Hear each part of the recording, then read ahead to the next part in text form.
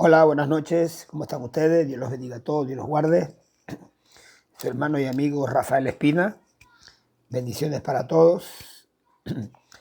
Vamos a adelantar un poco también el capítulo 14 de Juan esta noche, ¿no?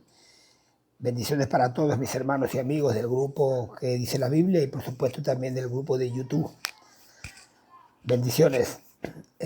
Todas las prédicas las pueden conseguir en mi canal de YouTube, Rafael Espina. Ahí están todas.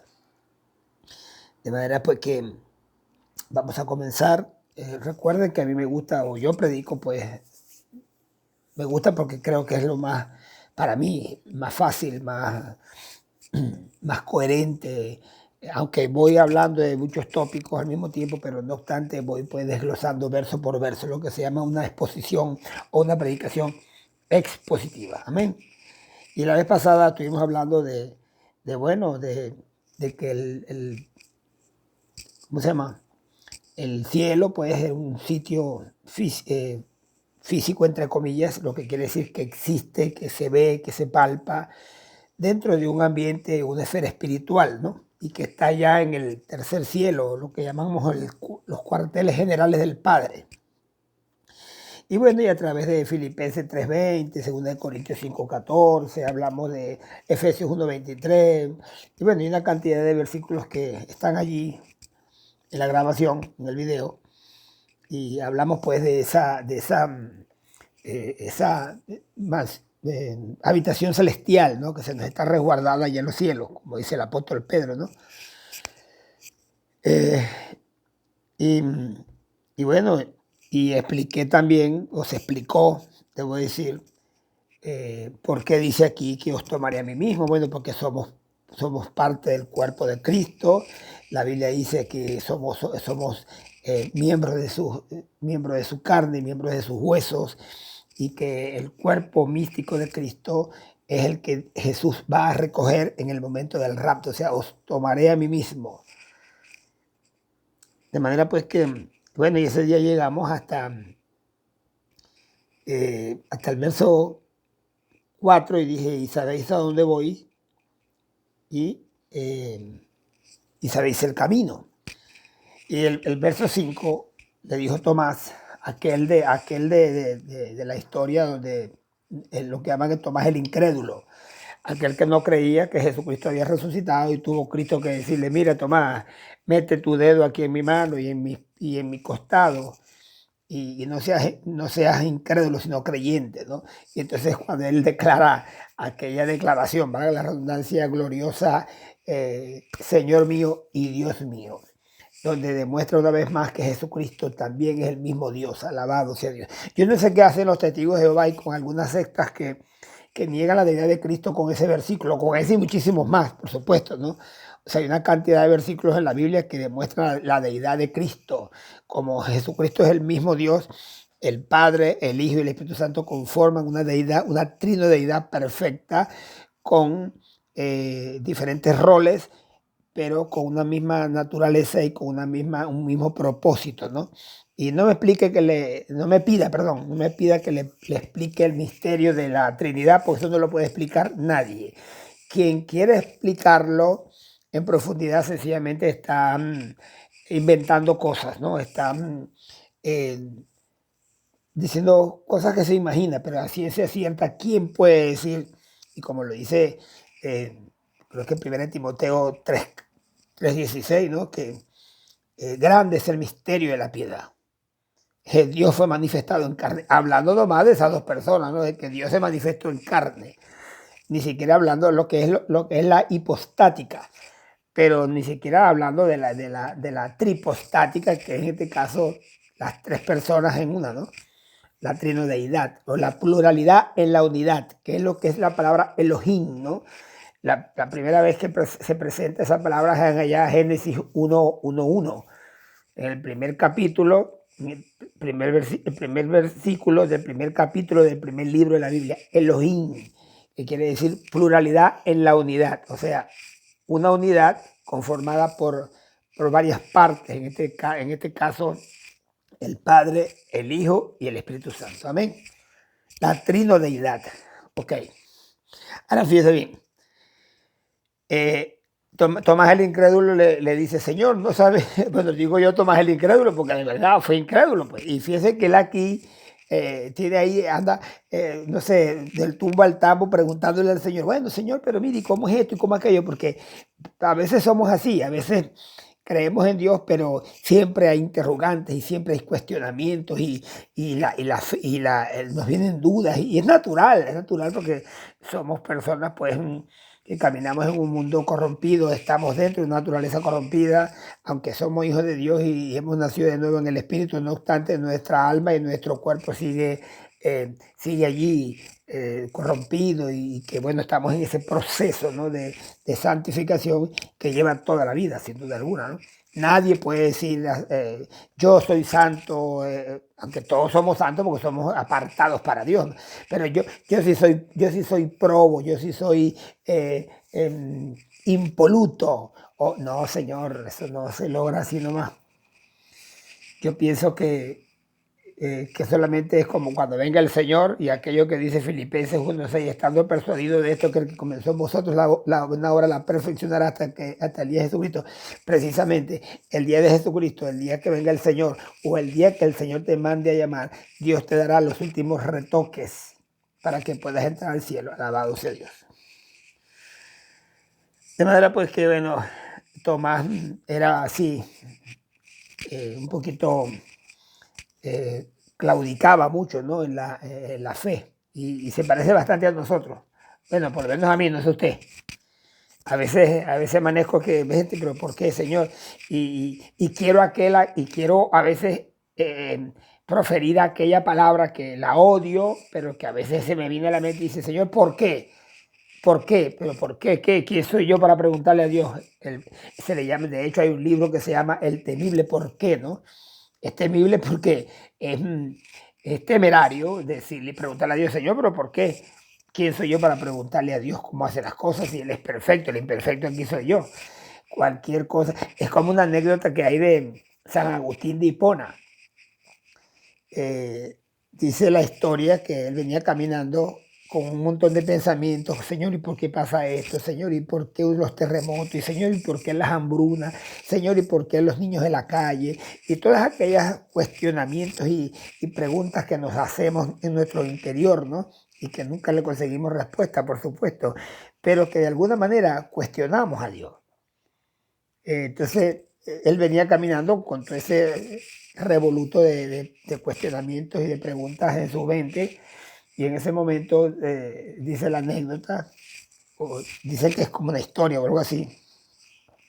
Estaba un niño en la orilla de la playa, venía caminando por la playa y estaba un niño allí en la playa, salía corriendo, había un hueco en la tierra, en la arena, salía corriendo con un tobito y sacaba agua del mar y le echaba en el pocito que hacía. Y iba y pasaba el día en eso. Entonces él se queda mirando y le pregunta, niño, ¿qué estás haciendo? Y él le pregunta, estoy tratando de echar el mar aquí en este huequito. Y entonces dice la historia que él dice, muchacho, bruto, ¿cómo vas a pensar que algo tan grande y tan extenso pueda caber en un hoyo tan pequeño? Y el niño que se lo quedó mirando y le dijo, bueno, así mismo, tú quieres meter a Dios en tu mente de renacuajo. Está esa historia allí, ¿no? Y es verdad, a veces queremos encajonar a Dios y queremos cuestionar. Mira, la mente humana no tiene pero ni la más remota idea de la inmensidad, del poder de Dios. Estaba leyendo la otra vez un libro donde dice que si nosotros llegáramos al cielo y por supuesto, porque dicen los científicos que el ser humano tiene un 7, un 8, un 6% de su capacidad cognitiva, por supuesto, en comparación con la capacidad que el cerebro tiene. Obviamente el pecado es el que ha reducido al mínimo esa capacidad, ¿no? de análisis. Ahora fíjese usted, si los científicos de ahora son capaces de hacer tantas cosas, ¿cómo será si tuvieran su mente completamente, la mente de Adán allá, pura y sin mancha, ¿no? Y sin pecado? Entonces, bueno, eh, ellos dicen pues que nuestra... bueno, estaba diciendo eso, que cuando lleguemos al cielo, que esa naturaleza pecaminosa ya no exista y que estemos en el 100% de la capacidad que Dios nos dio desde el principio de razonamiento e inteligencia, porque uno de los atributos de Dios que nos transfirió fue eso, la inteligencia. Sin embargo, el pecado, pues de alguna manera minimizó esa capacidad. Entonces dice que si en 100.000 millones de años, con nosotros con toda la capacidad posible de conocer las cosas de Dios, en 100.000 millones de años no alcanzamos ni un pequeño ápice de lo que es realmente el poder y la sabiduría de Dios. De manera pues que mucho menos ahora como estamos, ¿no? Aunque tenemos la mente de Cristo, pero bueno, tenemos la mente de Cristo porque pensamos en las cosas de Dios y pensamos en las cosas eternas y más o menos entendemos la palabra de Dios, ¿no? Pero de verdad, conocer a Dios, a veces yo me pregunto y digo, hay gente que se llama, bueno, yo soy teólogo, está bien, pues, pero un teólogo es el que estudia a Dios. Correcto, porque teo es Dios y logo o logía es estudio, ¿no? Entonces, por ejemplo, digo, wow, esa palabra le queda muy grande a la gente, chicos, demasiado. O a los teólogos les queda muy grande, ¿no? Porque no, conocer a Dios no es cualquier cosa, ¿no? Pero bueno, de eso quería hablar también, porque a veces conocer a Dios en su máxima extensión, imposible, jamás. Una vez me preguntó alguien, Rafael, ¿será que cuando estemos allá conoceremos todo lo que de Dios se trata? No, jamás conoceremos todo lo que Dios tiene y lo que Dios es, o sea, ¿cómo? Ni con toda nuestra capacidad al 100%, con toda nuestra capacidad instalada, como dice por ahí, ¿no? No, nunca llegaremos a saber todos los misterios de Dios, demasiado grande, demasiado poderoso, demasiado inescrutable. Esa es la palabra. Alabado sea Dios.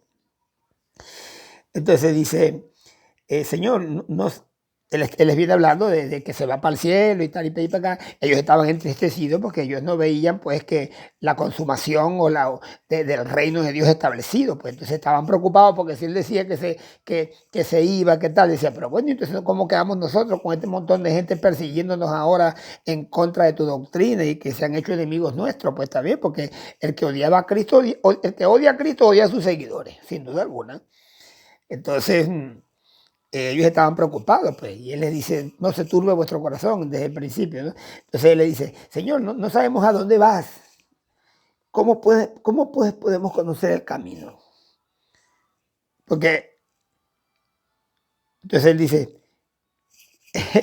entonces él le dice aquel versículo muy popular y emblemático que todo el mundo se conoce, Juan 14:6, yo soy el camino. Ese camino al cielo, a esas moradas que te estoy hablando aquí en el verso 3, de que os tomaré a mí mismo, ese camino soy yo. El camino al cielo es el evangelio. No hay otro camino, amigo que me estás escuchando. No pienses que ni las buenas obras, ni tu sabiduría, ni la filosofía, ni la apariencia, ni el dinero, ni la fama, ni el título, nada de lo que este mundo pueda ofrecer tiene la capacidad de darte la oportunidad de entrar al cielo, ni las buenas obras ni siquiera. ¿Por qué ni siquiera las buenas obras? Porque como me decía un amigo en estos días, bueno chicos, no, es que el que se va para el cielo es el que actúa bien y el que hace cosas buenas. Y para ir para acá, porque eso es lo que nos ha enseñado la religión tradicional, ¿no? Que tú eres lo que haces, el cielo tú te lo puedes ganar con buenas obras o haciendo sacrificios humanos, pero eso no es lo que enseña la palabra de Dios. Dice la Biblia en Efesios 2:8, dice otro versículo súper conocido, porque por gracia, charis, la palabra en griego que significa regalo inmerecido o desmerecido, charis, porque por gracia sois salvos. Bueno, porque bueno, le plació, le plugo a Dios salvarnos, por su gracia, por su misericordia. Y bueno, Rafael, no es lo mismo, gracia y misericordia. No es lo mismo, porque la gracia es que Dios nos dio lo que no merecíamos, su gracia, a Jesucristo, su Hijo. Y la misericordia es que no nos dio lo que sí merecíamos. Esa es la gran diferencia entre esas dos palabras, ¿no? Por gracia sois salvos, por medio de la fe, de la creencia en Jesucristo como Señor y Salvador. Por eso Jesús le dijo, si no creéis que yo soy, en vuestros pecados moriréis. Y cuando le dice así, les está hablando que si no creen que Él es el yo soy de la antigüedad, estaban fritos. sino porque por gracia sois salvos. ¿Cómo? Por medio de la fe. O sea, el Señor sabía que por medio de la ley era imposible que la gente se salvara porque la carne es débil, la ley era débil ante la carne. Los deseos pecaminosos y apetitos de la carne o sea, superaban a la ley. ¿Por qué? Porque no había el poder del Espíritu Santo, sino que eran cosas, ¿cómo se llama? Leyes pues impuestas y que tenías que cumplirlas, y hasta donde eran 613 mandamientos. Imagínense usted. De manera pues que Dios sabía que eso era imposible, y sin embargo, bueno, hubo hombres de Dios que se salvaron, como los profetas, como algunos reyes, como el David, se salvaron porque, bueno, hicieron todo un esfuerzo en cumplir la mayor cantidad de preceptos y de leyes en la ley, y que, bueno, vivían una vida de oración y la piedad la vivían, pero tenían fe en el Señor, y por eso ya cuando mueren se van al Seol, una de las dos secciones del Seol, que es el lugar, el paraíso, pues el seno de Abraham, a esperar el Salvador que muriera y resucita y bajara a los infiernos a predicarle y a decirle: yo soy ese Mesías en el cual ustedes han esperado. Alabado sea Dios. Amén. Por eso fue que se salvaron, porque estaban allí cautivos, y dice la Biblia que en Efesios 4, 8 y 9, que llevó cautiva la cautividad y dio dones a los hombres, ¿no? Pero ellos se salvan prácticamente por la fe en Jesucristo, por haber creído en ese Mesías. Esperaron, cumplieron la ley, pero esperaron también al Mesías, y se les predicó allá en el mismísimo corazón de la tierra. Alabado sea Dios. Y esto no de vosotros, o sea, esta gracia y esta fe no es nuestra, es a Dios, le plugo a Dios dárnosla. O sea, entramos en la gracia por la misericordia de Dios, porque a Dios le plació escogernos desde la fundación del mundo, y creemos porque Dios nos dio esa fe, porque ni siquiera tenemos capacidad de nosotros de generar fe, si no es porque Dios mismo nos pone en el corazón la fe, y eso es parte de su gracia también, que hasta la manera, hasta la fórmula para poder ser salvos nos las dio Él, nos las proveyó. Aquí la tienen para que podamos pues ejecutar esa fe y por ende ser salvos a través de la fe en su Hijo Jesucristo.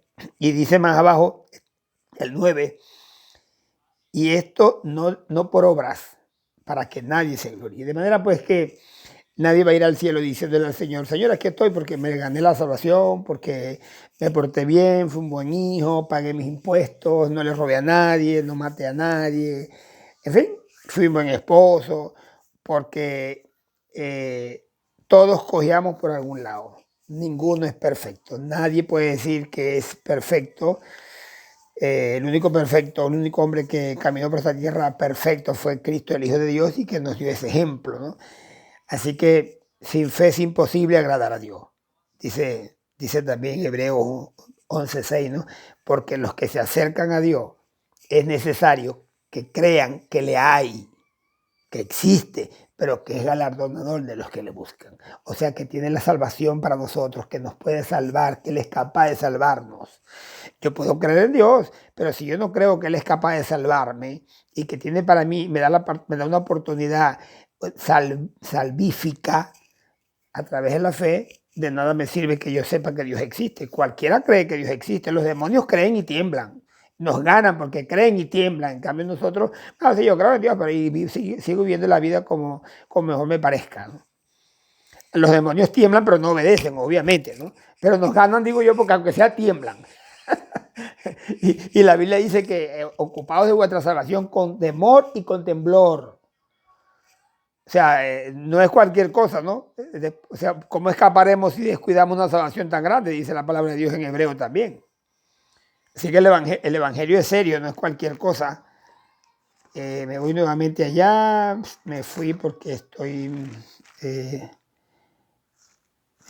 me fui, pero ya voy a regresar. Aquí al capítulo 14 de Juan. Aquí. Ok. Entonces, yo soy el camino, la verdad. O sea, primero hay un solo camino, el camino, y esto, el camino y o sea, él y la son artículos indefinidos que el Señor, que se incluyen allí para darle una buena composición gramatical a la frase, de manera pues que se pueda entender, para que no creamos que Jesucristo es uno de los caminos. No, no, no, el camino. Pueden haber muchos caminos, pero no todos los... Hay un dicho que dice que todos los caminos llevan a Roma, pero no todos los caminos llegan al cielo. O sea, la religión que hable de Dios no significa con eso que te lleva al cielo. Las filosofías que te hablan del cielo no significa que te van a llevar al cielo. O sea, no, el único camino preservado, proveído, que Dios nos ha dejado se llama Jesucristo, su Hijo amado. No hay otro. Y entonces Él hace pues esa aclaratoria, ¿no? Con ese el camino nos dice que solamente es uno solo. Y la verdad, ese artículo indefinido también nos plasma allí la idea de que es una sola, no hay verdades, o sea, la verdad absoluta. Él es la verdad absoluta. Ninguno de nosotros tiene la verdad absoluta, porque inclusive estaba diciendo en estos días que unos creemos una cosa, otros creemos en otra. A veces tenemos ahí una ensalada entre los mismos cristianos que, bueno, menos mal que, gloria a Dios, son pequeños aristas, ¿no?, de diferencias entre doctrinales, pero el que diga pues que se salga de la doctrina de salvación, de que Jesucristo es Dios y que es el Hijo y que fue enviado a morir por nuestro pecado y que resucitó para nuestra justificación, el que se salga de ahí no se vista que no va. Así que y dice entonces: yo soy el camino, la verdad. O sea, pueden haber cualquier cantidad de verdades, entre comillas. Yo tengo la verdad, no, esta es la verdad. Y hay un montón de verdades relativas, pero la verdad absoluta se llama Jesucristo, el Hijo de Dios. Yeshua HaMashiach, alabado sea Dios. No hay otra, así que no busques otra verdad. No busques verdades en la religión, en la filosofía, qué sé yo, en los libros. No hay ninguna verdad relativa. Todas esas verdades son necesariamente mentiras. O sea, son verdades, no es la verdad verdadera. A cualquier cosa se le puede llamar verdad, pero es la verdad relativa. O sea, no tiene ni siquiera ni son, ni ton ni son. No tiene cabeza ni tiene fin. Todas esas doctrinas y verdades, entre comillas, son falacias que el diablo mismo se ha inventado y que los hombres las han aceptado como verdad. Pero la única verdad es esta: Jesucristo, el Hijo de Dios. Alabado sea Dios. Y la otra es la vida. Es la única vida, no hay otra vida. En Él estaba la vida, y la vida era la luz de los hombres, dice la palabra de Dios. Y esa luz fue manifestada, se manifestó en el mundo, ¿no? En Él estaba la vida. Y Él mismo dice: el único hombre en la vida que fue capaz de decir en toda la historia de la humanidad, que fue decir: yo soy la resurrección y la vida. El que cree en mí, aunque esté muerto, vivirá, es Jesucristo. El único hombre que ha podido decir: yo soy la luz, yo soy la resurrección y la vida, yo soy el pan de vida, yo soy el alfa y el omega. El único, ese yo soy, solamente es exclusivo de Dios, que viene de allá de la antigüedad, el gran yo soy. Aleluya, alabado sea Dios.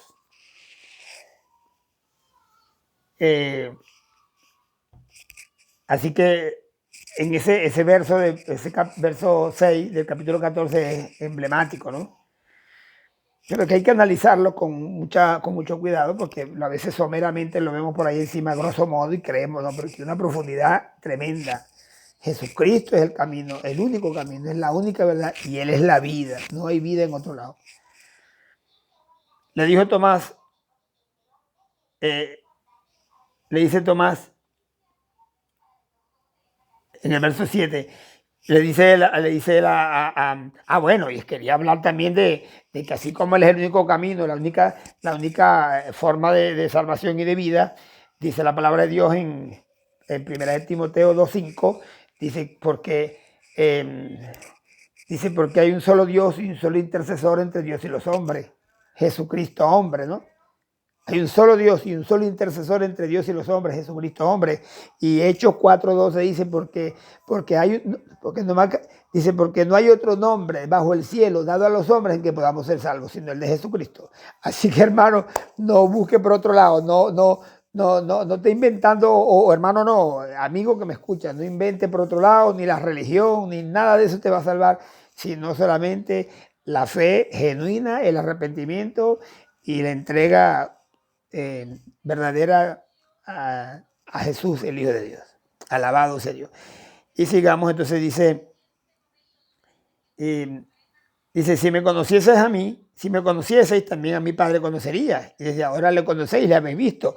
O sea, él está hablando de que él y el Padre son uno, de que, y me llama mucho la atención porque él habla aquí de que él y el Padre es uno, ¿no? Y en Hebreos 1.3 dice, Hebreos 1.3, me encanta como dice Hebreos, ¿no? Fíjate cómo dice, el primer capítulo de Hebreos, verso 3, dice, el cual siendo el resplandor de su venida, perdón, el cual siendo él el resplandor de su gloria, la imagen misma de su sustancia. Y creo que Colosenses 2.9 dice que en él habitaba corporalmente toda la plenitud de la deidad, ¿no?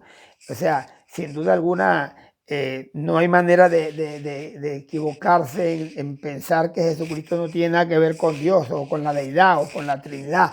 Definitivamente Jesucristo es parte de ese Dios trino, de ese Dios maravilloso que conocemos. Gracias a Él, le plació a Él que le conociéramos y le damos gracias, honra, gloria y alabanza, porque ¿qué fuese de nosotros, hermano mío? Dígame usted, ¿qué fuese de nosotros si nosotros no hubiéramos conocido al Señor? Seríamos como un barco a la deriva, ¿no? Seríamos como un papel, como una hoja seca que se la lleva el viento, ¿no? Seríamos como un pájaro herido que no puede volar. Seríamos tan vulnerables, hermano mío, y sin esperanza de vida eterna, como dice Efesios 4:12, creo, voy a buscarlo a ver rapidito. Efesios 4:12 nos habla de eso, ¿no? Y dice que si no hubiésemos conocido al Señor, imagínese usted, 4:12. No, perdón, 4 no, 2:12, aquí está. En aquel tiempo, le está hablando a los efesios, ¿no? A los hermanos de la iglesia de Éfesos, pero también nos está hablando a nosotros, porque nosotros tampoco éramos pueblo de Dios. Fíjese cómo dice, en aquel tiempo estaba sin Cristo. Nuestra vida es antes y después de Cristo, así como la historia, ¿no? Alejados de la ciudadanía de Israel. No éramos parte del pueblo de Dios. Israel solamente era el pueblo de Dios, el pueblo escogido, bendito sea Dios. Ajenos a los pactos de la promesa, esos pactos del Sinaí allá, y el pacto sinaico, o el pacto abrámico, todos esos pactos que el Señor le había dado a Israel. Claro, solamente hay un pacto, el pacto principal, que es el pacto sinaico, ¿no? El pacto mosaico, ¿no? Que era la ley y todas esas cosas. Pero pero también hay otros pactos. Hay el pacto davídico, hay el pacto noénico, pero no vamos a entrar en ese punto, ¿no? Entonces estábamos sin esperanza y sin Dios en el mundo. O sea, no teníamos esperanza en nada, mi hermano. Estábamos fritos y puestos al sol. Y como decía un amigo mío, comiendo jabón. No había esperanza de nada, hermano mío. Estábamos perdidos, más perdidos que el que te conté. Pero bueno, llegó el Señor y estábamos como ovejas descarriadas, ¿no? Pero hemos vuelto al pastor, al obispo y al pastor de nuestras vidas, alabado sea Dios. Y ahora ese versículo tiene un paralelismo tremendo con aquel verso de 1 Pedro 2:9. Sí, ¿verdad? Si me equivoco me dice, pero creo que eso es 9. Vamos a ver. Claro. Dice, más vosotros sois linaje escogido. Ahora somos linaje escogido. O sea, le corremos a Dios por las venas, pues, como por decirlo de alguna manera. Ahora somos familia de Dios. Alabado sea Cristo. Aunque el único unigénito del Padre es Jesucristo. Nosotros fuimos adoptados. Pero lo digo de una manera analógica, pues, para que se entienda que ahora somos familia de Dios. Más vosotros sois linaje escogido, real sacerdocio. Dios nos escogió ahora para que seamos sacerdotes, reyes y sacerdotes, dice el Apocalipsis, ¿no? Ahora somos nosotros los que predicamos, nosotros somos los que hablamos de Dios y somos pues una especie de coayudante, ¿no? De Cristo como para la redención, porque le mostramos a la gente el mensaje, le mostramos a la gente lo que Dios quiere, pues somos los pregoneros de justicia, alabado sea Dios. Entonces somos una especie de sacerdotes, por supuesto que sí. Porque el que es un sacerdote, el que más o menos está allí entre Dios y los hombres, ¿no? Pero el único sacerdote es Jesucristo, según el orden de Melquisedec. Ese es el sacerdote por excelencia. O sea, él es el sumo sacerdote. Nosotros podemos ser sacerdotes, pero él es el sumo sacerdote. Alabado sea Dios. Según el orden de Melquisedec, por cierto. Ay, pastor, ¿qué es eso? Bueno, no vamos a entrar en ese detalle, pero después lo podemos hablar. Según el orden de Melquisedec, o sea, sin días de comienzo ni días de fin, o sea, eterno, alabado sea Dios. Sin genealogía y sin nada de eso. Así era Melquisedec, el rey de Salem, ¿no? Rey rey de Salem, una ciudad que existía pues en los tiempos de Abraham, que llegó a ser Jerusalén. Ahora bien, dice, mas vosotros sois linaje escogido, real sacerdocio, nación santa. Antes estábamos fuera de la ciudadanía de Israel. En aquel tiempo estaba sin Cristo, alejado de la ciudadanía de Israel. Pero ahora no. Ahora pertenecemos al pueblo santo de Dios. Alabado sea Dios. Ahora somos un pueblo escogido. Somos de gran estima para Dios. Ahora el pueblo de Israel y la iglesia forman un solo pueblo. Alabado sea Dios. Ahora no hay escita, no hay mujer, no hay hombre, no hay israelita, no hay gentil. Dios quitó la pared que había intermedia entre dos pueblos y hizo de los dos hizo un solo pueblo. Dice, creo que es Gálatas. De manera pues que somos una nación santa. ¿Por qué? Porque fuimos adquiridos por Dios. O sea, comprados a precio de sangre. ¿Cómo se dice? Redimidos. Esa palabra redimidos tiene que ver con a precio de, comprados a precio de. Y esa palabra que ellos usan aquí, adquirido, es la palabra peripoiesin, que es un vocablo griego que quiere decir propiedad privada. Somos propiedad privada. El Señor nos cercó, nos hizo un vallado alrededor y puso un cartel que dijo, propiedad de Dios. Aleluya. ¿Quién se va a meter con eso? Dígame usted. ¿Quién? ¿Quién se va a atrever a saltarse esa cerca y a robarnos? Por eso que no hay nadie que nos pueda apartar del amor de Dios. Y lo dice el capítulo 8 de Romanos, ¿no? ¿Quién nos podrá separar del amor de Cristo? Imagínese usted. Y ese es otro tema que tendríamos que también hablarlo, ¿no? Son 32 minutos han pasado, se pasa el tiempo volando. De manera que vosotros que en otro tiempo no erais pueblo, pero que ahora sois pueblo de Dios. ¿Ah? Y Juan dice allá en su primera carta, dice, porque ahora somos, allá en su segunda carta dice, porque ahora, verso 3, porque ahora somos hijos de Dios. Ahora es que somos hijos de Dios, antes no lo éramos, antes éramos bastardos. Ahora somos hijos de Dios comprados a precio de sangre, redimidos, adoptados, aleluya. Qué tremenda promesa, ¿no? Wow. Ay, no, que yo soy hijo del diputado. Ay, que yo soy hijo del rey. Yo soy hijo del rey de reyes y señores de señores. Alabado sea Dios, el dueño del cielo, el de la tierra, el oro, la plata y todo lo que existe.